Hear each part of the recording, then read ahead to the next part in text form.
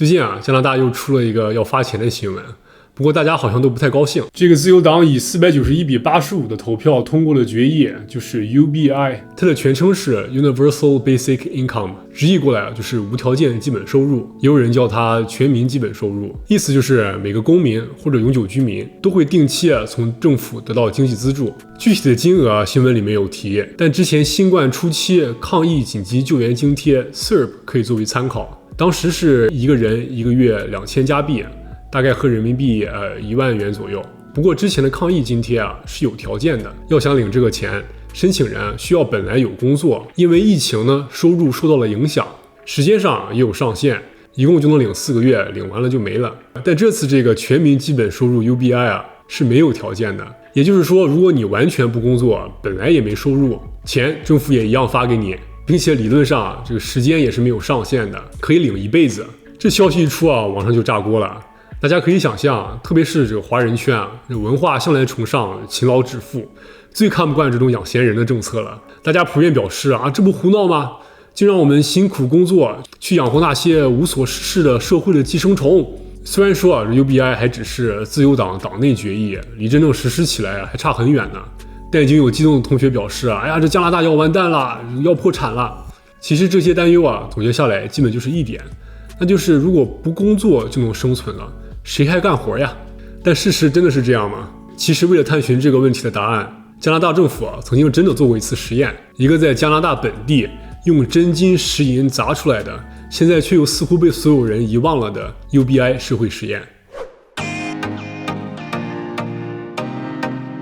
时间来到1974年，曼尼托巴省一个自称城市的小镇多芬市幸运地被选中，原因是实验对城市的人口有要求，人太少就不够收集数据，人太多呢又太贵。多芬市的常住人口刚刚好是1万人左右，就是这样的一个巧合让镇子里很多人的生活就此发生了改变。实验的名字叫做 Mincom， 目的很明确就是想看看这些本来在贫困线挣扎的人们，如果都接收到了刚好够维持生活的资助，还会不会有人继续工作。当时的资助是每年16000刀左右，以70年代的物价来说这笔收入相当可观。大家想象中这多芬的人们肯定就撒了欢活都不干了，这回家躺着喝酒去多好但实验数据表明并不是这样。 Mincom 的实验从1974年开始到1979年因为经济萧条以及执政党的变动结束，在这4年多的时间里多芬的失业率只增加了1%，并且大部分辞去工作的人都是父母，只是为了多一些时间照顾自己的孩子。为什么会出现这种反常识的结果呢？其根本在于 UBI 和其他传统福利政策制度上的差异。传统福利政策更像是一个盖子，有很多条件的限制，申请人必须要穷到这个贫困线以下才可以领钱。比如这个救济金的盖子卡在1个月1000刀，一旦接受福利的人工作了有了收入，也就失去了被资助的资格。要知道这些领取救济金的贫困人口往往能找到的工作赚的也不多，他工作的收入可能也就刚刚好超过这个盖子一点点，再抛除交通和其他成本，到手来可能还没有1000元。这就导致了一个人如果工作了反倒有可能赚得更少。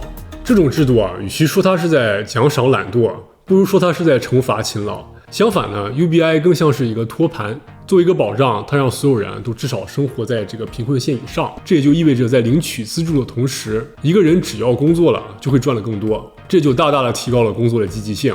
因为就算不需要通过工作来生存了，工作仍然是一个社会地位的象征，它仍然有积累财富、实现人生价值的意义。并且之前求偶成本那期我们聊过，基因这只操纵人类社会的大手，自然选择了压力下，这个普通男生光靠 UBI 多半是找不到对象的。所以除了生存有太多的理由推动着人们去工作。同时一个贫困家庭的额外收入也并没有像刻板印象里都被这个父母拿去换酒喝了，这些钱多半被投资到了孩子的身上。对当时很多的小朋友来说这意味着人生中第一次去看牙医。大一些的孩子也不必非要在16岁就辍学，家里也终于可以资助他完成高中。那几年多芬市高中毕业率猛升，甚至在7、8年达到了100%。UBI 带来的变化也体现在了当地医疗支出上，短短4年间多芬的住院率下降了8.7%。人们生存压力变小了之后，不仅是身体变好了，多芬市的酒驾事故和新增心理疾病的案例也大幅度降低。说到这儿啊，可能有人说，这不废话吗？这个谁有钱了，日子都好过。关键是这个钱从哪来呀？这个钱的来源啊，有几种可能。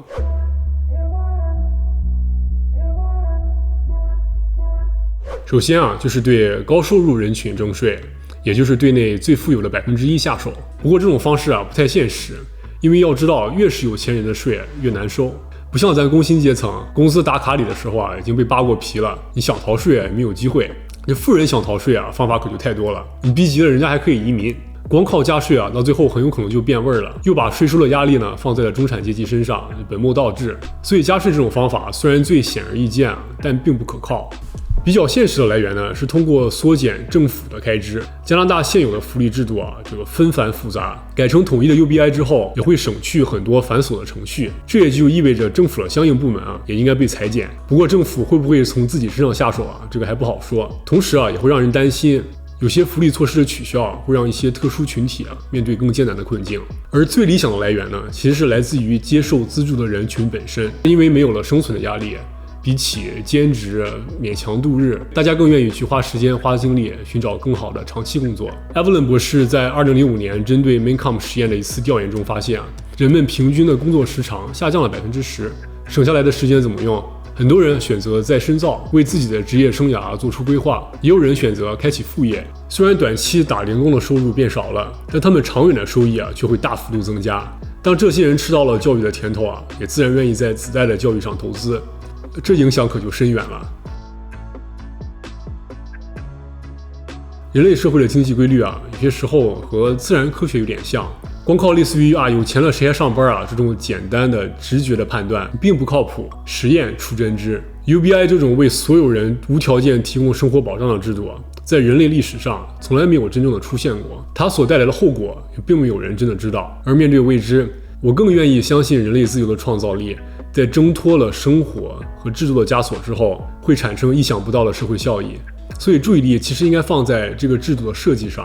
UBI 的收入应该是多少？收入未来的涨跌又该由什么来决定？冗余的政府相关部门又要如何裁减？这些我觉得是值得思考和讨论的问题。没必要把 UBI 当成这个洪水猛兽义愤填膺的站好队，指着对面鼻子骂，谁要支持 UBI 谁就是脑子里有屎。今天说这么多我也只是希望能给大家提供一点不一样的思路。大家有想法也欢迎留言区讨论。那今天我们就先说到这儿，我是商路，我们下期再见。